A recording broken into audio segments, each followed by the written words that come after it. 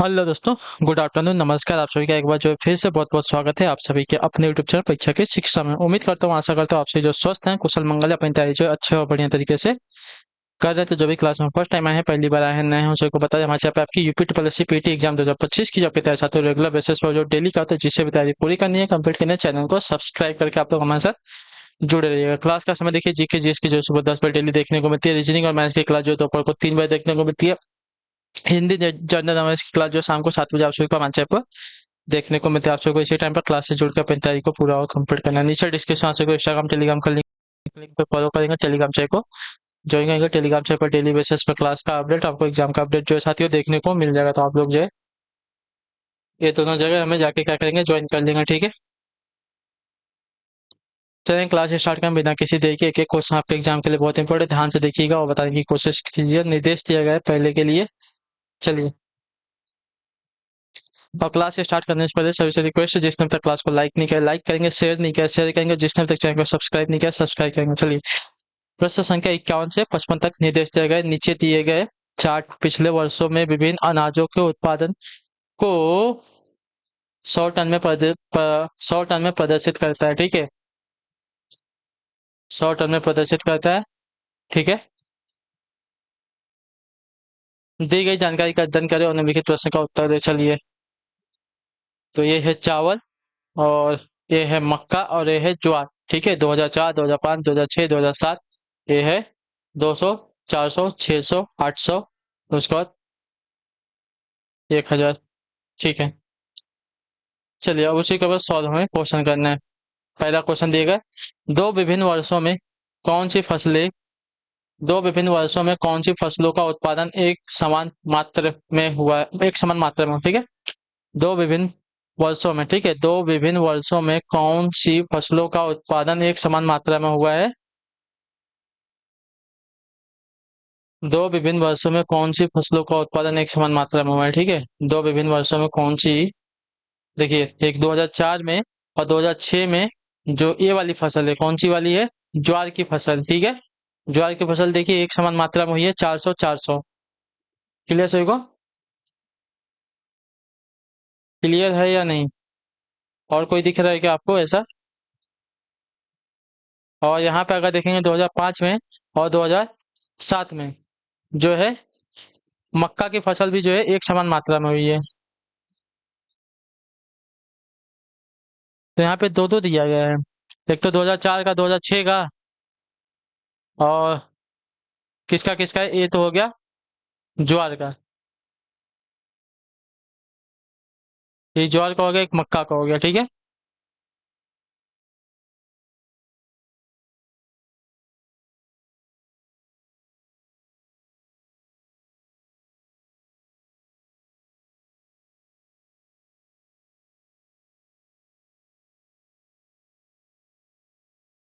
तो देखिए, दो विभिन्न वर्षों में कौन सी फसलों का उत्पादन एक समान मात्रा में हुआ है ना।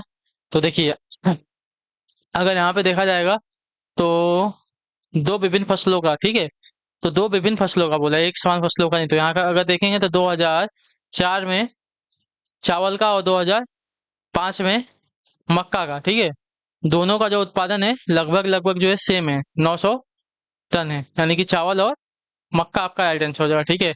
चावल और मक्का का उत्पादन जो है दो अलग वर्षों में एक समान हुआ है, ठीक है। चावल और मक्का का उत्पादन एक समान मात्रा में हुआ है दो अलग वर्षों में, ठीक है। दो भिन्न वर्षों में। अगला क्वेश्चन आपका है 52 नंबर, उत्तर देने की कोशिश करेंगे, राइट आंसर। किसी भी फसल के निम्नतम निम्नतम और उच्चतम उत्पादन के बीच मात्रा का अंतर करीब करीब कितना है, ठीक है।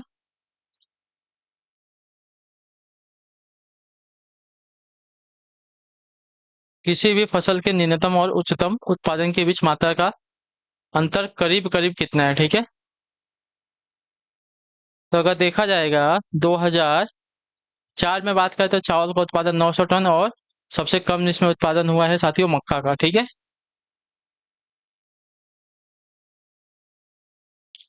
और 2005 में भी अगर देखें, अच्छा, चावल का उत्पादन 2004 में सबसे ज्यादा, 2005 में सबसे कम हुआ है, ठीक है। चलिए,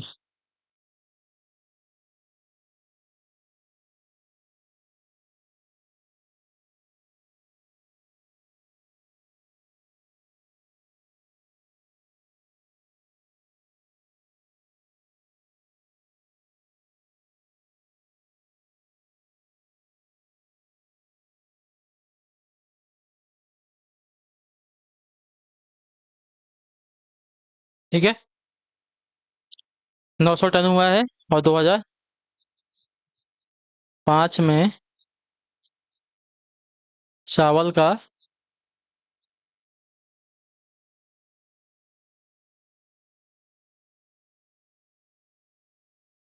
न्यूनतम उत्पादन कितना हुआ है?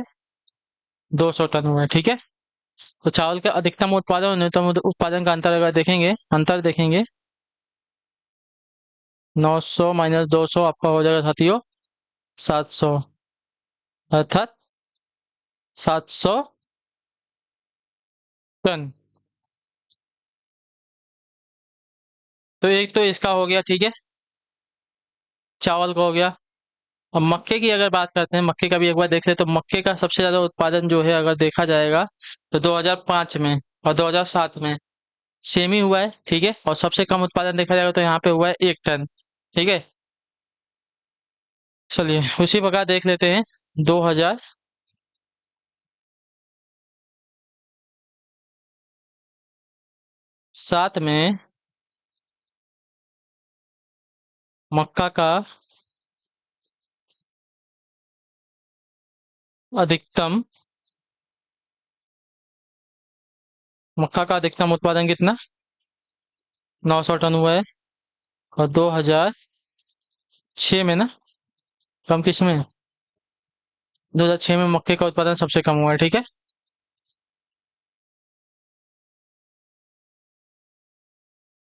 मक्का का न्यूनतम उत्पादन, ठीक है, एक हुआ है। तो इनका अगर अंतर देखा जाएगा साथियों तो आपका 9 - 1 आपका हो जाएगा 8, अर्थात 800 टन। ठीक है, चावल का हो गया, मक्का का हो गया। आप देखते हैं ज्वार बचा है ना। ज्वार का अधिकतम उत्पादन देखिए 2007 में सबसे ज्यादा हुआ है। ठीक है, और सबसे कम हुआ है साथियों, नहीं, ज्वार का सबसे ज्यादा उत्पादन 2005 में हुआ है। देखिए 2005 में सबसे ज्यादा हुआ है। ठीक है, 2005 में सबसे ज्यादा हुआ है। और सबसे कम आपका देखिए तो यहाँ पे हुआ है, यहाँ पे 2004 में, या 2006 में, वही सेम ही है। ठीक है, तो चलिए 2004 या 2006 कुछ भी ले सकते हैं आप। तो देखिए 2005 में ज्वार का अधिकतम उत्पादन 10 हुआ। ठीक है, और 2006 में या 4 में, ठीक है, 2004 में ज्वार का न्यूनतम उत्पादन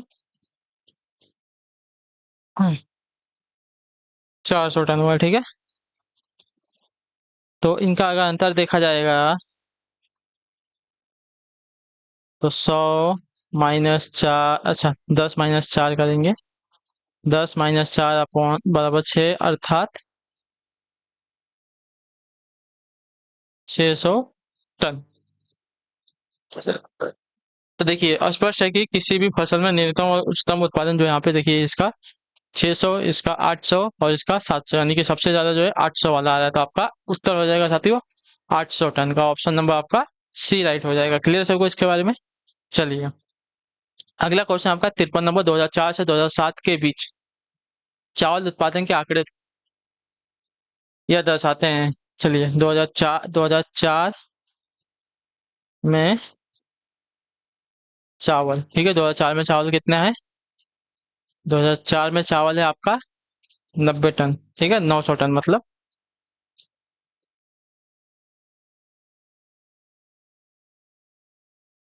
और 2007 में चावल कितना टन है? 2007 में जो चावल है साथियों आपका है सिर्फ 4 टन। ठीक है, तो 400 टन, 400 टन है। ठीक है, तो देखिए तो कम हुआ है ना, 2004 से 2007 में कितना हुआ है? कम हुआ है। ठीक है, तो प्रतिशत में कमी आई है, प्रतिशत में कमी, 900 माइनस 400 अपॉन 900 गुणे 100, ठीक है। 900 में से अगर 400 घटाएंगे तो 500 अपॉन 900 बटे में 900 गुणे 100, ठीक है। अब ये जीरो से जीरो काट देंगे तो आपका 500 बचे में 9 बचेगा, ठीक है। अब 9 बचे 45 हो गया, फिर बचेगा 50, तो 9 बचे 45, यानी कि 55% की कमी आई है। 55% की कमी आई है, तो ऑप्शन नंबर आपका बी राइट होगा। क्लियर सभी को इसके बारे में? आपका ऐसे ही जाएगा, तो 55% की कमी आएगी, ठीक है। अगला क्वेश्चन आपका 54 नंबर।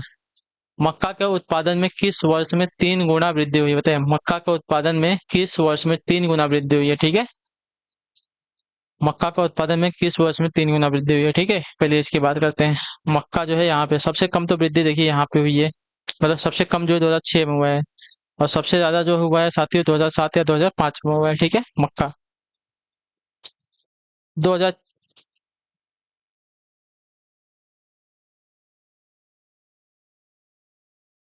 अच्छा यहाँ पे देखिए 300 हो रहा है, ठीक है। यहाँ पे आपका 900, यहाँ पे 1 हो रहा है, यहाँ पे भी आपका 900 हो रहा है, ठीक है।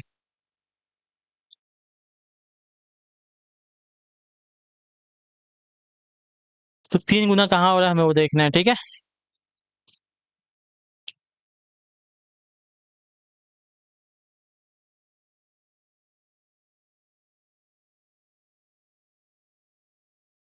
2004 में मक्का का उत्पादन जो है 300 टन था, ठीक है। और 2005 में मक्का का उत्पादन कितना हो गया साथियों? 900 टन। तो यहाँ पे देखिए 3% की वृद्धि हो गई है ना। 2005 में मक्का के उत्पादन जो है 3 गुना वृद्धि हुई है, ठीक है। 2005 में जो है मक्के के उत्पादन में जो है 3 गुना की वृद्धि हुई है। क्लियर सभी को इसके बारे में? 300 से 900 पहुंच गया, तो 3 गुना वृद्धि हो गई है। चलिए 55 नंबर है। किस वर्ष में, ठीक है, किस वर्ष में सभी 3 फसलों के उत्पादन में पिछले वर्ष की तुलना में वृद्धि हुई है, ठीक है। चलिए, सभी फसलों में वृद्धि होनी चाहिए ना। तो यहाँ पे तो नहीं, यहाँ पे चावल में वृद्धि थी तो यहाँ पे घट गया है। यहाँ पे अगर चावल में है तो यहाँ पे देखिए इसमें घट गया है। अगर देखेंगे तो 2006 के मुकाबले 2007 में, ठीक है, 2006 में चावल जो है 300 कुंटल था, तो यहाँ पे 400 कुंटल हो गया। मक्का जो है आपका 100 कुंटल था, तो यहाँ पे 900 कुंटल हो गया। यहाँ पे अगर ज्वार की बात करें तो आपका 400 कुंटल था, तो यहाँ पे हो गया शायद 600 कुंटल, यानी कि 2006 के मुकाबले 2007 में, ठीक है। किस वर्ष में सभी तीनों फसलों के उत्पादन में पिछले वर्ष की तुलना में वृद्धि है? तो 2007 में, ठीक है। 2006 की तुलना में 2007 में जो है सभी फसलों के उत्पादन में वृद्धि हुई है। तो ऑप्शन नंबर आपका सी जो दिया गया है साथियों, आपका सही उत्तर हो जाएगा, राइट आंसर होगा, ठीक है। चलिए अगला क्वेश्चन देखा जाएगा, आपका है 86 नंबर। ध्यान से देखिएगा, उत्तर दीजिए। यदि एक कुट भाषा में यदि पिसेंट को इस रूप में लिखा जाता है, उसी कुट भाषा में आंसर को किस प्रकार लिखा जाएगा? चलिए,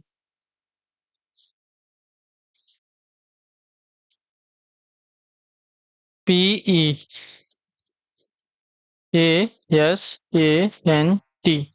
ठीक है। ये पीछे से आएगा, ठीक है, पीछे से स्टार्ट होगा यहाँ से।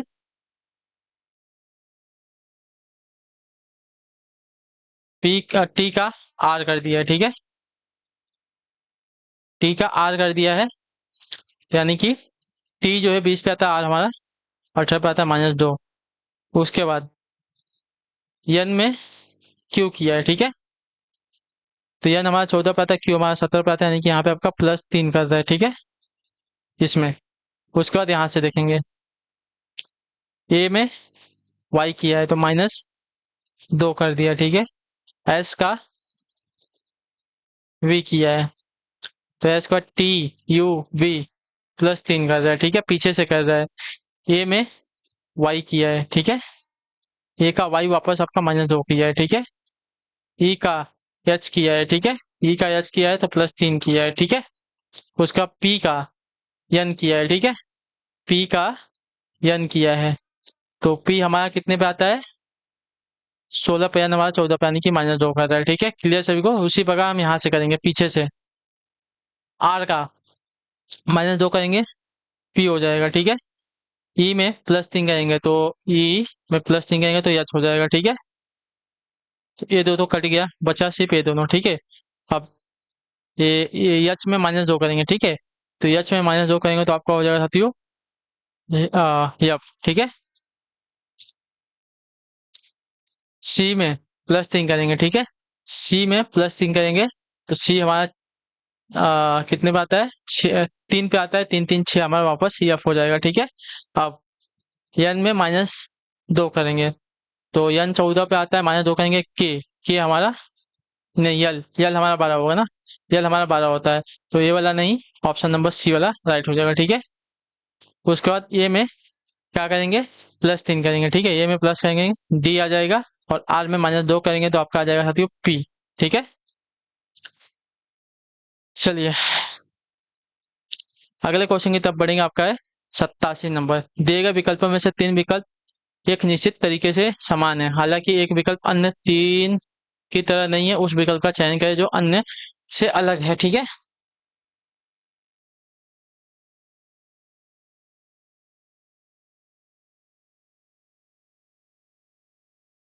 चलिए जो अन्य से अलग है, यू से यस -2, यस से टी, एस टी +1, क्यू से यम -4, यम से ओ, एम एन ओ +2, यल से यच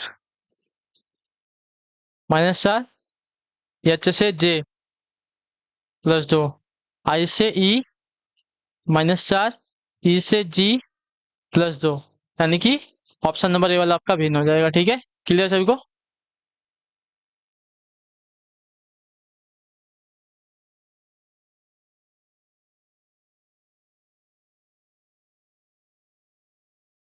क्लियर है या नहीं। अगला क्वेश्चन आपका क्वेश्चन नंबर 88, 88 नंबर है, उत्तर देने की कोशिश करेंगे। नीचे दिए गए विवरण का अनुसार दो तर्क करते हैं, इनमें से कौन सा या कौन से तर्क जो है उक्त विवरण के साथ अधिक मजबूती से संबंधित है, ठीक है। कथन दिया गया है, ध्यान से पढ़िएगा। क्या शुभम को 1 वर्ष के लिए विदेशी काम को स्वीकार करना चाहिए। हाँ वह वहाँ अधिक धन कमा सकता है। नहीं, शुभम के बूढ़े माँ बाप प्रायः बीमार रहते हैं और उसकी पत्नी भी गर्भावस्था में की नाजुक स्थिति में है। तो बताइए कौन सा तर्क जो है आपका यहाँ पे ज्यादा मजबूत लग रहा है।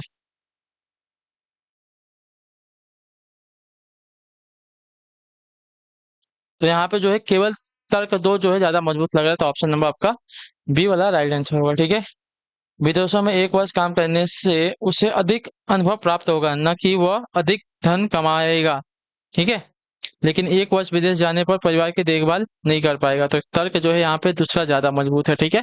चलिए 89 नंबर है। 6 अगस्त 1987 को कौन सा दिन था, ठीक है। 6 अगस्त 1987 को कौन सा दिन था। चलिए 1987 में जाना है, ठीक है। तो सबसे पहले तो 1987 दिया है तो हमको 1986 तक देखना पड़ेगा, ठीक है। 1986 हम देख लेंगे तो हमें पता चल जाएगा 1986 में ना। तो 1986 को हम कैसे लिख सकते हैं, 1900 प्लस 1900 को हम लिख सकते हैं, देखिए 1900 को हम लिख सकते हैं 1600, ठीक है।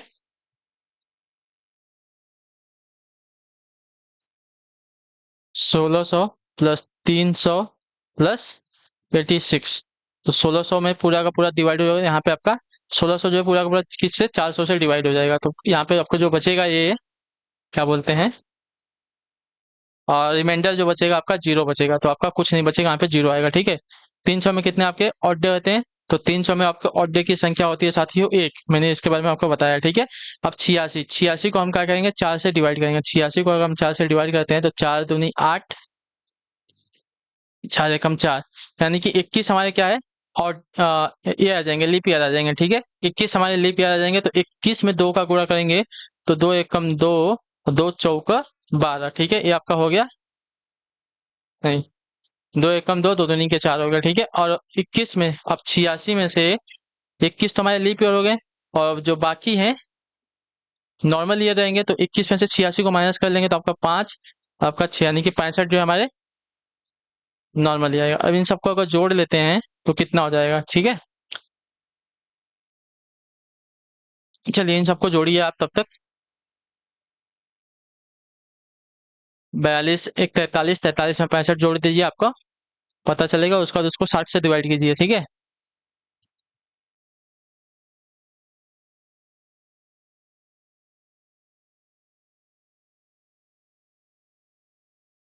चलिए, क्या करना है? 45, नहीं 43, 43 प्लस 65 को जोड़ेंगे तो आपका हो जाएगा 108, ठीक है। ये हो जाएगा 108। अब 108 को हम 7 से डिवाइड करेंगे, ठीक है। तो 7 त्रिक 21, 7 त्रिक 7 का 7, 7 दूनी 14, 7 एकम 7, एक बार गया तो बचेगा 3, 38 हो जाएगा। तो 7 पच्चे 35, 7 पच्चे 35, 38 में से 35 को घटाएंगे तो आपका बचेगा रिमाइंडर 3 बचेगा, यानी कि 3 हमारे क्या हो गया? ऑड डे आ गया, ठीक है।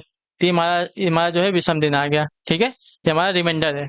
रिमाइंडर, ये बात याद रखिएगा, रिमाइंडर है हमारा, शेषफल है, ठीक है। ये हमारा शेषफल है, इतने याद रखिएगा। क्लियर सभी को? अब हमारा 1986 तक हमें मिल गया कि 3 विषम दिन है। अब हमें क्या करना है? 6 अगस्त तक जाना है, 6 अगस्त तक जाना है। तो देखिए, इसमें क्या है, जनवरी का महीना जो होता है, ठीक है, 1987 में, ठीक है, जैन से लेके 6 अगस्त तक जाना है, ठीक है।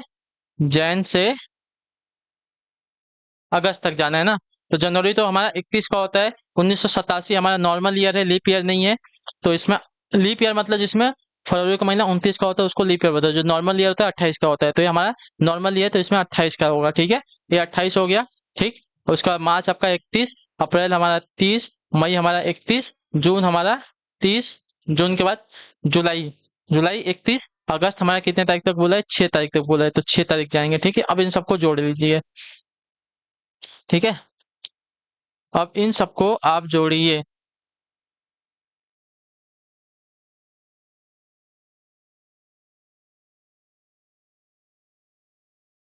चलिए, 31 हो गया प्लस 28 हो गया प्लस आपका 31 हो गया, 90, 90 उसके बाद 30 आपका हो जाएगा 120, 120 में फिर 31 जोड़ देंगे, आपका हो जाएगा 151। 151 में अगर फिर 30 हम जोड़ते हैं तो आपका 181 हो जाएगा। 181 हो जाएगा, 181 प्लस हम वापस इसमें 31 जोड़ देते हैं, ठीक है। 31 जोड़ देते हैं, हमारा हो गया साथियों 212। जुलाई तक हमारा 212 हो गया। 212 में हम 6 दिन जोड़ देंगे, हमारा हो जाएगा 218 दिन। 218 को हम 7 से डिवाइड करेंगे, ठीक है। 218 को 7 त्रिक 21, 7 7 त्रिक 21, 7 एक 7 एकम 7, यानी कि यहाँ पे आपका एक रिमाइंडर बचेगा, ठीक है। ये हमारा एक रिमाइंडर बचा, यानी कि एक विषम दिन बचा, ठीक है। तो एक विषम दिन बचा, यानी कि ये 3 और ये 1, ठीक है। 3 प्लस 1 हमारा हो गया 4, ठीक है। 3 प्लस 1 हो गया हमारा 4, 4 हमारा टोटल यहाँ पे विषम दिन आ रहा है। तो हफ्ते का चौथा दिन कौन सा आएगा, ठीक है। हफ्ते का चौथा दिन अगर देखने जाएंगे साथियों, तो सोमवार, यानी कि मंडे जो है पहला आता है। मंडे, ट्यूसडे दूसरा आ जाएगा। मंडे, ट्यूसडे, वेडनेसडे हमारा तीसरा आ जाएगा। थर्सडे हमारा चौथा आ जाएगा, ठीक है। यानी कि चौथे दिन को हमारा गुरुवार, चौथे दिन को हमारा गुरुवार का दिन आएगा। तो ऑप्शन नंबर हमारा जो डी वाला दिया गया साथियों, हमारा राइट आंसर होगा, ठीक है। गुरुवार का दिन आएगा। क्लियर सभी को? ये कैलेंडर का क्वेश्चन है आप सभी के लिए।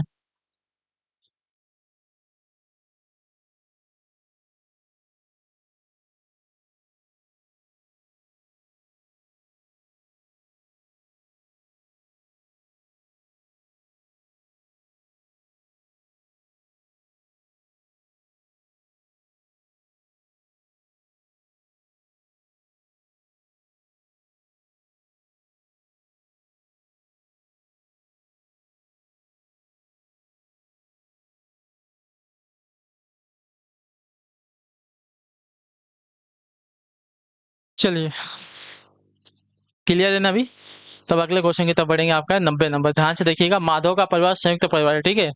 माधव का जो परिवार है संयुक्त है, उसके परिवार में नायक और सुकेश दो भाई हैं, ठीक है। नायक और सुकेश जो है दो भाई हैं, ठीक है। नायक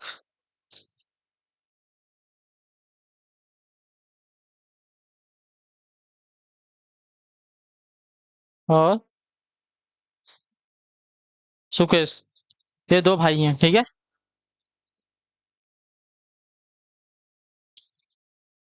दोनों का एक एक पुत्र है, ठीक है, और एक एक पुत्री है। इसका एक पुत्र है, इसकी एक पुत्री है, ठीक है। इसका एक पुत्र है, इसकी एक पुत्री है। इसका भी एक पुत्र है और इसकी भी एक पुत्री है, ठीक है। उनके परिवार के विषय में शेष जानकारी नीचे दी गई है, ठीक है। अच्छा,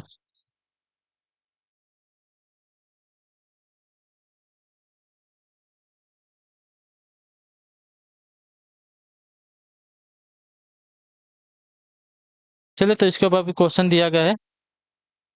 अमर जो है मुनेश के बहनों यानी कि साला और अम अमल की माँ के पति हैं, ठीक है। मुनेश जो है नायक के अविवाहित पुत्र हैं, ठीक है। इसका पुत्र है मुनेश, ठीक है। मुनेश इसका नाम है नायक के पुत्र का, ठीक है। तो अमर जो है मुनेश के बहनोई या साला है और अमल की माँ के पति हैं, ठीक है।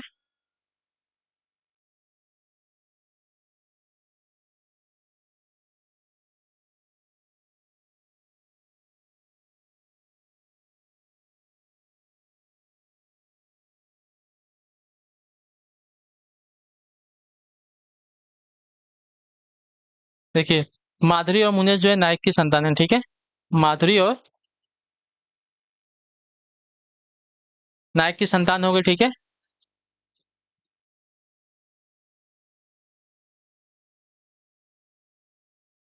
तो अमर यहाँ पे कौन है? मुनेश के बहनोई। बहनोई कौन हो जाएगा? इसका पति, ठीक है। माधुरी का पति। माधुरी का जो पति है कौन हो जाएगा? अमर हो जाएगा। अमर, ठीक है। क्लियर सभी को? इसको तो अभी रहने देते हैं, इसको बाद में देख लेंगे, ठीक है। जो सुकेश है इसको बाद में देखेंगे। इसका पति है अमर, ठीक है। इतना क्लियर हो गया।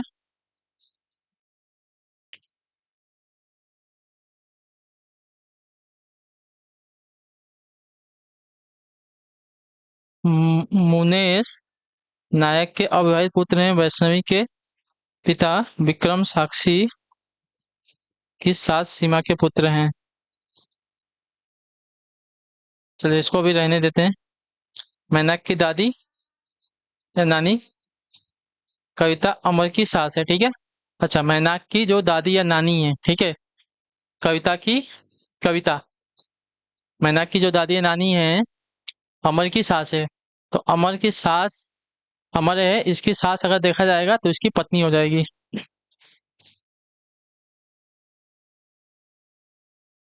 नायक की पत्नी,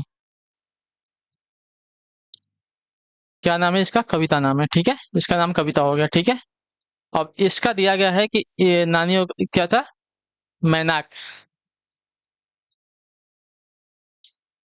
इसका एक पुत्र हो जाएगा मैनाक, ठीक है।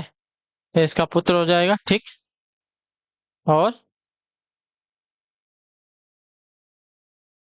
साला और अमल की माँ के पति हैं, ठीक है। अमल मुनेश के बहनोई या साला और अमल की माँ के पति हैं, ठीक है। अमर जो है, अमर कौन है? यहाँ पे दिया गया है मुनेश। मुनेश का साला और किसका बोला है? अमल के माँ के पति हैं, ठीक है। अमल के माँ के पति हो जाएंगे अमर, ठीक है। इतना क्लियर हो गया। चलिए, ये लाइन क्लियर हो गई। वैष्णवी के पिता साक्षी के अभी ये नहीं क्लियर हुआ। ये लाइन क्लियर हो गया, ये लाइन क्लियर हो गया, ये लाइन क्लियर हो गया, ठीक है।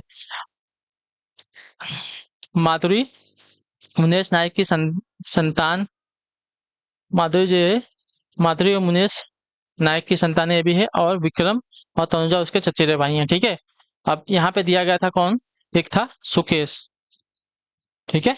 सुकेश के चचेरे माधुरी और मुनेश, ठीक है। नायक की संतानें और इसके चचेरे भाई आपके विक्रम विक्रम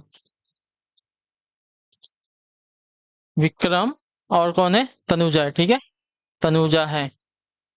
ये पुत्र हो जाएगा, ये पुत्री हो जाएगी, ठीक है।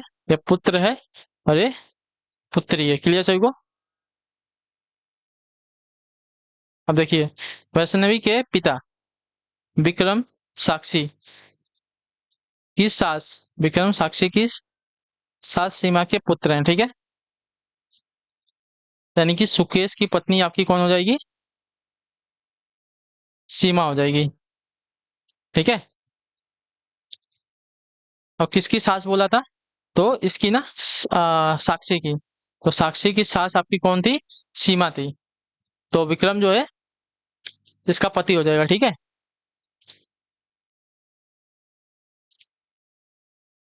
वैष्णवी के पिता विक्रम, ठीक है, वैष्णवी के पिता विक्रम, वैष्णवी के पिता विक्रम हो गए, ठीक है। वैष्णवी के पिता विक्रम हो गए, यहाँ पे क्लियर है। वैष्णवी के पिता विक्रम साक्षी की सास सीमा के पुत्र हैं, ठीक है। वैष्णवी के पिता विक्रम जो है साक्षी की सास सीमा के पुत्र है, ठीक है। ये भी क्लियर हो गया। अब देखिए, साक्षी की दो पुत्रियां हैं और माधुरी की दो पुत्र हैं, ठीक है। जूही और वैष्णवी, ठीक है। तो एक तो वैष्णवी हो गई है और आपका एक जूही आ जाएगी यहाँ पे, जूही, ठीक है। जूही और वैष्णवी जो है सगी बहनें हैं। वैष्णवी सुकेश, वैष्णवी जो है सुकेश से किस रूप में संबंधित है, ठीक है। वैष्णवी जो है सुकेश से किस रूप में संबंधित है? तो यह जो है पोती है इसकी, सुकेश की पोती हो जाएगी या तो नातिन हो जाएगी, ठीक है, पोती होगी वो तो। वैष्णवी जो है सुकेश के पुत्र विक्रम की पुत्री है। तो आपका यहाँ पे वैष्णवी जो है सुकेश की पोती हो जाएगी। तो ऑप्शन नंबर आपका डी वाला राइट है। चलिए, इसी के साथ जो आपकी क्लास है आज के यहीं पे पूरी होती है, कंप्लीट होती है। उम्मीद करता हूँ आपको क्लास जो अच्छी लगी है। पसंद आए तो अपना जो फीडबैक है क्लास का नीचे कमेंट में जाए। क्लास अच्छी लगे क्लास को लाइक करके चैनल पहले चैनल को सब्सक्राइब कर लेंगे। हम आपसे मिलते हैं आपकी अगली क्लास में, तब तक के लिए टाटा बाय बाय, जय हिंद जय भारत। आप सभी का क्लास से जुड़ने के लिए बहुत बहुत ही धन्यवाद साथी।